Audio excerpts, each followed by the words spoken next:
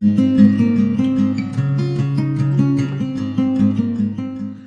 हम इस वीडियो में अनन्वय अलंकार को समझेंगे। अनन्वय अलंकार वहाँ होता है जहाँ किसी उपमेय के लिए कोई उपमान ही ना हो, तो उपमेय ही उपमान बन जाता है। हमने उपमा अलंकार में पढ़ा था कि उपमेय जिसकी तुलना करते हैं उसे उपमेय कहते हैं और जिससे तुलना करते हैं उसे उपमान कहते हैं।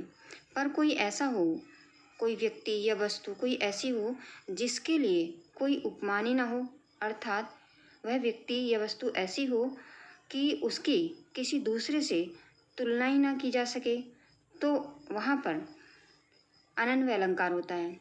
जैसे किसी को बहुत सुंदर बताना है तो कहा जाता है कि चाँद जैसा सुंदर है या चाँद जैसी सुंदर है।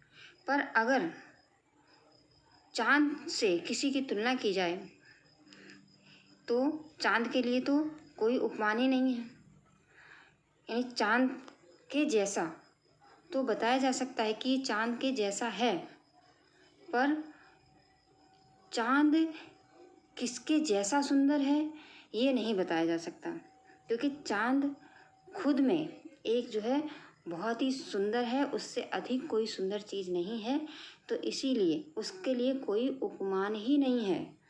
तो जहाँ पर कोई उपमान होता ही नहीं है तो उसको खुद को ही उपमान मान लिया जाता है। जैसे किसी का बेटा जो है बहुत ही आज्ञाकारी होता है तो उसे श्रवण कुमार कहा जाता है, लेकिन अगर श्रवण कुमार के लिए किसी की उपमा या मतलब जो है तुलना की जाए कि श्रवण कुमार किसके जैसा है, तो आज तक श्रवण कुमार से बढ़कर किसी का पुत्र हुआ ही नहीं है, तो उसके लिए कोई उपमान ही नहीं है, तो खुद श्रवण कुमार जो है उपमान, उपमेय भी और उपमान दोनों ही बन जाएंगे। तो जहाँ पर ऐसा होता है कि उस व्यक्ति या वस्तु के लिए उसकी तुलना करने के लिए कोई उपमान ही नहीं होता, तो वही जो है अनन्वय अलंकार होता है। इसको और अच्छी तरह से समझने के लिए इसकी परिभाषा जान लेते हैं। जहाँ उपमान के अभाव में उपमेय को ही उपमान मान लिया जाता है, वहाँ अनन्वय अलंकार होता है। जैसे इसका उदाहरण है, राम से राम सिया सी सिया, सिर मोर विरंची विचारे सांवरे संवारे।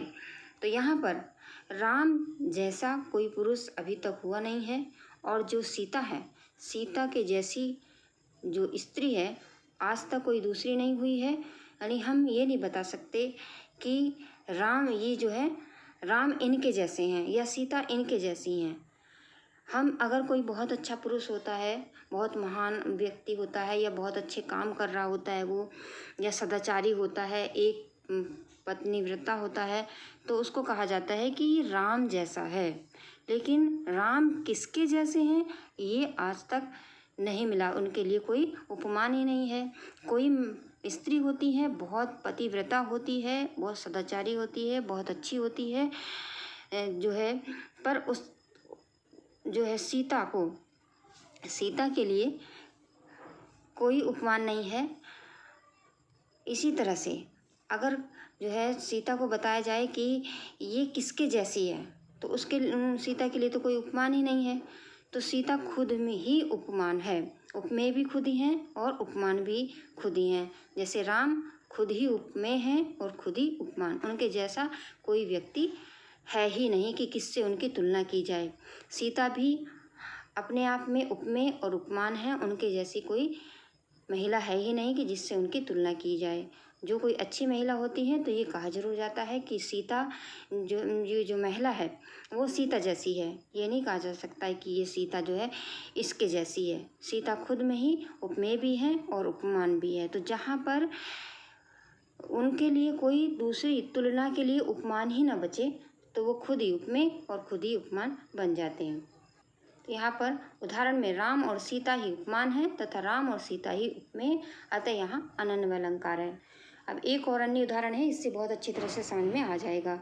जैसे ये पंक्तियाँ हैं, उपमा से विहीन रचा विधि ने, बस भारत के सम भारती है।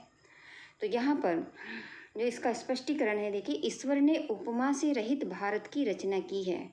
यहाँ पर किसी कवि ने जो भारत की विशेषता बताई है कि भारत इतना महान है, भारत इतना अच्छा है कि उसके जैसा कोई दूसरा देश है ही नहीं है। भारत के जैसा कोई दूसरा देश संसार में नहीं है। भारत अपने आप में जैसा है वैसा जो है भारत ही है। भारत जैसा कोई दूसरा नहीं है। मतलब जैसा भारत है तो बस भारत ही है। भारत जैसी मतलब हम ये नहीं बता सकते कि जैसा भारत है, यहाँ पर विभिन्न प्रकार की संस्कृति, विभिन्न प्रकार के धर्म के लोग, लेकिन सब लोग जो है मिलजुल कर रहते हैं। वेशभूषा अलग है, भाषा अलग है, धर्म जाति अलग है, लेकिन सब लोग एक जगह मिलकर रहते हैं, प्रेम से रहते हैं। तो कवि ने बताया है कि जो विशेषता भारत देश की है वो किसी अन्य देश में नहीं है। तो जो भारत को ईश्वर ने बनाया है उसके लिए कोई उपमा नहीं रखी है, उसकी तुलना किसी से नहीं की जा सकती है। तो बस भारत देश के जैसा कोई दूसरा नहीं है, भारत के जैसा केवल भारत ही है। तो यहाँ पर जहाँ पर कोई उपमा नहीं होती है देने के लिए, किसी उपमेय के लिए कोई उपमा नहीं होता है, तो वहीं पर अनन्वय अलंकार होता है। अनन्वय अलंकार समझने में बहुत ही सरल है, बस कुछ नहीं समझना है कि जिसके लिए कोई उपमान ना हो वो खुद ही उपमेय उपमान बन जाता है। यानी जिसकी तुलना करने के लिए कोई दूसरी वस्तु ना हो, वो वहाँ पर अनन्वय अलंकार होता है। तो आज इस वीडियो में हम इतना ही पढ़ेंगे। मुझे आशा है कि आपको ये अनन्वय अलंकार बहुत अच्छी तरह से समझ में आ गया होगा, और अगर समझ में आया है तो अपने मित्रों के साथ शेयर करें। धन्यवाद।